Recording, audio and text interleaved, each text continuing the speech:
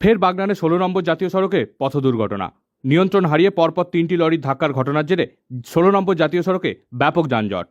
স্থানীয় সূত্রে জানা গেছে, বুধবার সকাল ৭টা নাগাদ জাতীয় সড়ক ধরে কলকাতা থেকে কোলাঘাট যাবার সময় বাগনান লাইব্রেরি মোড়ে সিগন্যালের কাছে একটি কন্টেনারের পিছনে ধাক্কা মারে একটি লরি। তার পেছনে এসে ধাক্কা মারে অপর একটি লরি। দুর্ঘটনার জেরে লরির চালকেরা অল্প বিস্তর আহত হয়েছেন বলে স্থানীয় সূত্রে জানা গেছে। ঘটনার জেরে দুটি দুর্ঘটনাগ্রস্ত লরি দুমড়ে মুচড়ে যায়। খবর পেয়ে ঘটনাস্থলে আসে পুলিশ। সাত সকালে দুর্ঘটনার জেরে জাতীয় সড়কে ব্যাপক যানজটের সৃষ্টি হয়।